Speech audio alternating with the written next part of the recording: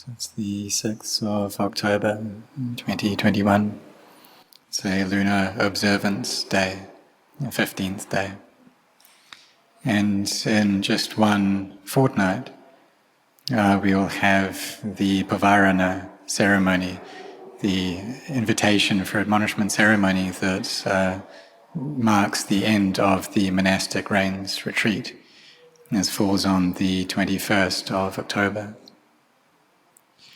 So we've been, this time that we have to meditate, practice together for these 3 months of this rains, it's almost finished now.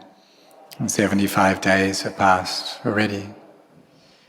And so if we really kind of set our hearts on training our minds like this, then in this time that we have, this rains retreat time, we should have received a lot of inner peace. And during this time, if we don't have any necessary duties to engage in, then we don't travel. If we're sick or there's something important, then we can leave the monastery. And so we have this time to be consistently training our minds. And so this training of the heart is something that brings great value for us. Because time, it passes and passes, and it's something that we can't ever get back. You see how the days and nights, the weeks, the months, the years, they go by very quickly. We can ask ourselves, how old are we now? Are we 30 years or 40, 50, 60 years? And all of this time has passed already very quickly. And so we need to contemplate each day that passes, to be collected, to be restrained, to be cautious, and to investigate. And as monastics, what is it that we investigate? Well, these 4 requisites. These are things that we should reflect upon. And so before eating, we reflect upon the food, and after eating, we reflect again. And it's something that we really do need to do consistently.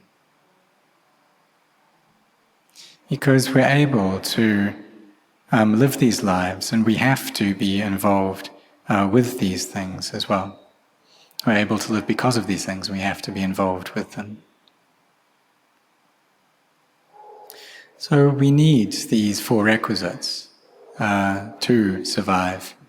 These requisites of food and clothing, shelter and medicine. But we shouldn't wish for anything from them.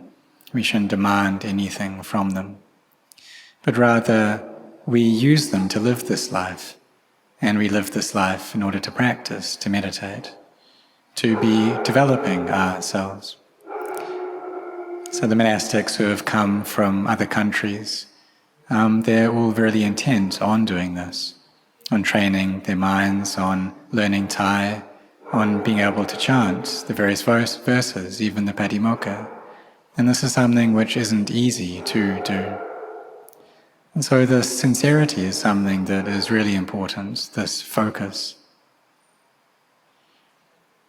And food is something that's important for us to reflect upon, that we eat it just in order to give us energy to meditate. We don't eat it for beautification. We don't eat too much, because if we do, then that will give rise to scatteredness and too much energy of the mind. And so we should torture ourselves a bit and eat just a little. And so in this training, and then we need to try to take it on. And we try to just eat a little, speak a little. And if we do that, then the mind should settle down fairly easily. But if we have enough food or a lot of food, then that will give rise to scatteredness, and there'll be a lot of thinking that goes on. So if we just eat a small amount, and then the heart settles into peace easier. So if we know how to eat, we know how to contemplate our food well, then we know how to meditate. Meaning that we know how to deal with sense contact.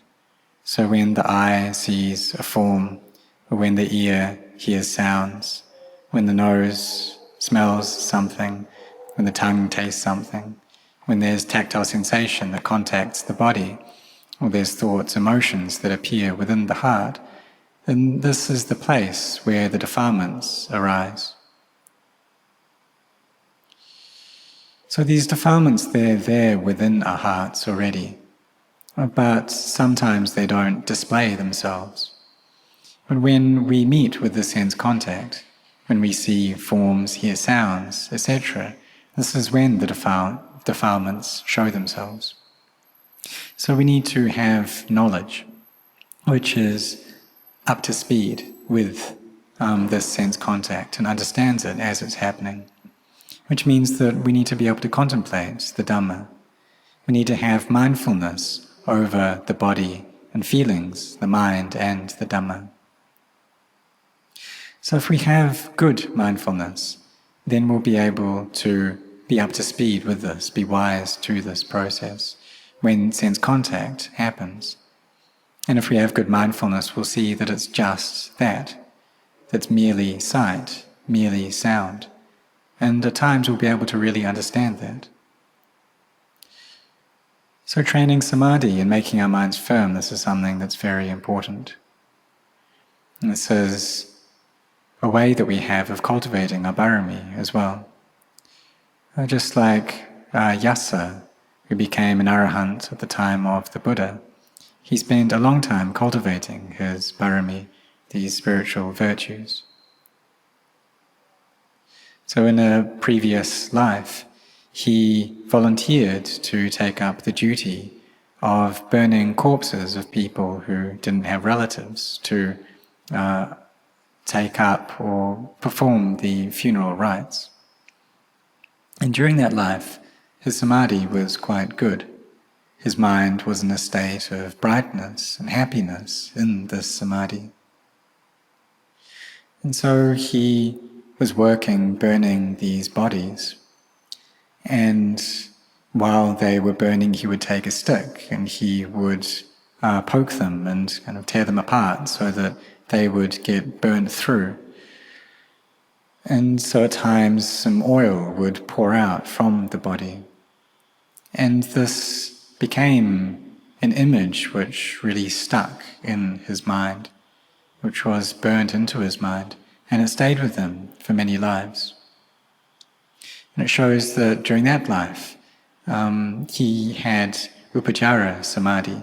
He was able to contemplate with that state of samadhi. So he practiced for a long time until he reached the state where his bharami was complete already. And he could see at that time all of the people around him lying there, that they looked just like corpses in a cremation ground. And he felt that this was really frantic, this was really disturbing. So he went out from that place and then met with the Buddha, listened to his Dhamma, and attained to the Dhamma. First to the level of Sotapanna, and then to arahantship. So the meditation objects that we train ourselves in, hair of the head, hair of the body, nails, teeth, and skin. And this is something that those who take up the brahmacharya, the celibate life, this is something that we need to practice and train ourselves in. And it's not necessary for those who keep the 5 precepts. It's okay to use the object and stay with the object of the breath, and then to contemplate the body as being something that changes, that's inconstant, or taking the recollection of the Buddha, the Dhamma, Sangha as the foundation meditation practices. And then when the mind is peaceful, you can contemplate into the unstable and constant nature of the body. But for those who take up the brahmacharya, celibacy, whether it's in the form of the 8 precepts or 10 or 227 precepts, then you need to train in these 5 meditation objects. Because the heart has its enemies, and there is enemies to the celibacy, and that is the delight that we have in the hearts. Because all people, they have this delight towards their own bodies, thinking that our bodies are strong, liking these bodies, feeling that they are attractive or beautiful. And this beauty, it differs between bodies, following the ways of supposition or convention. But there is this attachment there within our hearts. These hearts have entered into these bodies and they are deluded by them. They see them as being something that is stable and constant, something that is beautiful, something that just gives us pleasure and happiness. But in reality, that's not the case. They give us a lot of pain, a lot of dukkha, and this dukkha means something which can't endure. And so our minds really attach to these bodies, take them as really being a self. But in actuality, they're just a collection of elements that need to break apart, that need to deteriorate. So when we see that all physical things, or mental things, are not self, then there's nothing in this world that can be taken as a self. And there's nothing in this world that belongs to us. So we need to be cautious, we need to always be contemplating, and especially so as monks. So the word for monk in Thai, pra, it can also mean that which is noble. So we say that monks are noble in the sense that they have sacrificed, and they have given up everything to ordain. Ordaining for the sake of nibbana, or for the sake of cultivating bharami. And it's really not easy to do this. And there are many people in this world, but not many who train their minds, and who can take up these practices of eating just once a day, or eating everything within their bowl, and not using any money, not collecting, gathering money.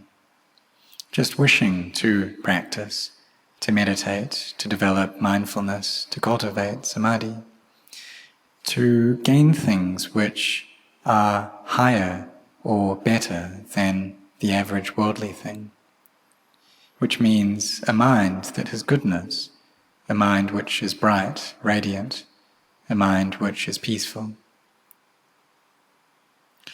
This is something that's more difficult to gain than other things. But for those who see the danger in the cycle of birth and death, in samsara, then they'll be able to really set their hearts on this, to put their energy into practicing, to really throw all they have into it, to not hold back, and to take it for real. And even though the weather may be very cold, it may rain a lot, even it may even be snowing, they stay and they put up a fight. You take up this practice of alms round as a duty that we need to perform. And sometimes, in some countries, it's even minus 30 degrees Celsius, but the monks still go on alms round. And normally we take up this practice of eating just once a day, but it's also okay to adjust this following the society that we're in. But the important thing is not to eat to the point where we get fat. And even sometimes we may eat just once a day and eat everything in our bowl, but be eating too much all the same. And so it's important to eat just a little bit. If we eat to the point of getting large, getting fat, then that's not right. There's one of these Tudanga practices, the ascetic practices, that of eating just the food that the monks get on alms round. And this is concerned with being content with little, being content with what we're given. And it's a way of going against the grain in our heart. So at Wat Marp Luang Por Chah's monastery, there was one time when a monk did this. He took up this practice of only eating the food that the lay people gave to him on alms round. And he went on alms into Bangkok village. And when he came back, his bowl was full of food. And so he sat there eating that, and it was really easy, it was really pleasant. But the food that the other monks had to eat was far less. Or the food that the other monks gained on alms round, they had to share that around. And it was less than what this monk was eating. So Luang Por Chah, he saw this, and he said, just kind of generally to the monks, well, is that right? Is that right? And he said this 2 or 3 days in a row. And the monk, he kind of contemplated this, and eventually he stopped doing this practice. Because he was eating very comfortably. He was getting all this food and he didn't have to share it with anyone else. He was taking up this Tudanga practice, this ascetic practice, but he wasn't going against the grain. He wasn't cutting away. He wasn't polishing his heart. But the monks who were just eating normally, they were going against the grain because the amount of food that they had was less. So we need to understand the meaning of what we're doing, of these ascetic practices. That their purpose is for this cutting away, is for shedding, is for polishing the heart.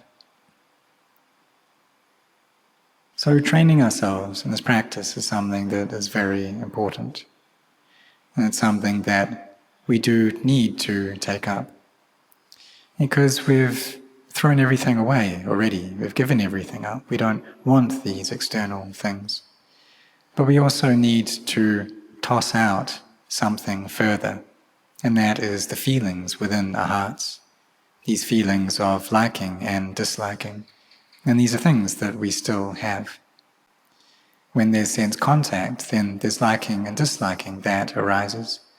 So this is the point where we need to train ourselves and to contemplate so that understanding arises. And when we have mindfulness and we have good samadhi, then we'll be able to gain this understanding. In the beginning it's quite difficult to do this and to develop samadhi. But if we say that giving rise to samadhi is difficult, well then maintaining that samadhi, looking after it, is something that's even more difficult. Because there are many things there which are able to destroy the samadhi that we gain. Just like how a very wealthy person, they need to work hard to gain their money. And that is quite difficult. But looking after that wealth is something that's even more difficult. So this quality of samadhi, it's like wealth within our hearts. That if we have this, we can say that internally we're very rich. But it also has its enemies as well. These enemies of greed, hatred and delusion, of liking and disliking. And these are the things which, there are also things which obstruct samadhi from arising, which we need to pass over in order to gain this. So these obstructions or these hindrances, they are delight or liking towards sights, sounds, odors, taste, tactile sensations, and the aramanas which appear within the mind.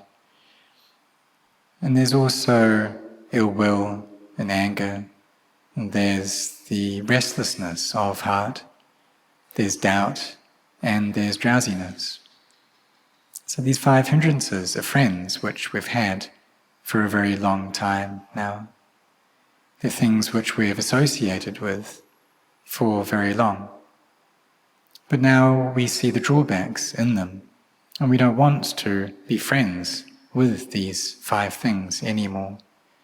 But still they follow after us. But in giving rise to samadhi, we need to pass over these 5 hindrances, and then we'll reach peace. And we need to be cautious of them as well, because they're capable of destroying the peace there within our hearts.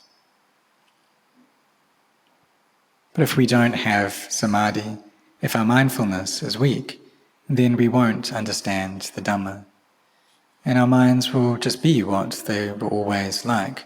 We'll always view things as we always had. But in order to gain deep understanding, we need to train these minds. But it's just the same mind. This mind which is afflicted with the hindrances, this old mind, it's the same mind as that which gains deep understanding, of that mind that gains wisdom. And we need to set our hearts on this in order to gain this, to be training, to be meditating, to never give up. And those who keep the standards of the practice well and the schedule well, who go to the morning and evening chanting, who take up their duties, who sacrifice, then they gain a lot of energy from this. And at least they should be meditating for 4 hours a day. And the monks who come from overseas have really set their hearts on this. And really this is the same for everyone who's come to ordain. Really take this practice for real, training together in this way, being restrained and cautious over our eyes and ears, nose, tongue, body and mind. And there's still this liking and disliking there when we meet with sense impressions. But we need to train ourselves at this point to not allow our hearts to give rise to liking and disliking, to follow these things, to be restrained, to sleep little, eat little, speak little. And there are some monks who have taken up the practice of not speaking at all, and this is very good. It gives rise to a lot of benefit. It helps us to be restrained and cautious. But really we need to keep this quality of restraint and caution with us constantly, both when we're inside the monastery and when we leave the monastery as well. To not be speaking a lot. If we talk a lot, if we chat a lot, then we'll meet with a lot of sense impressions, and we become drunk on those. So we set our hearts on this, bringing the mind to peace, seeing the drawbacks in things, the danger in things. And then as we carry on practicing like this, then we'll understand the Dhamma, we'll see the Dhamma. So may you set your hearts in this way. And today is Wat Marp, the lunar observance day. So may you all meditate to the fullest of your energy.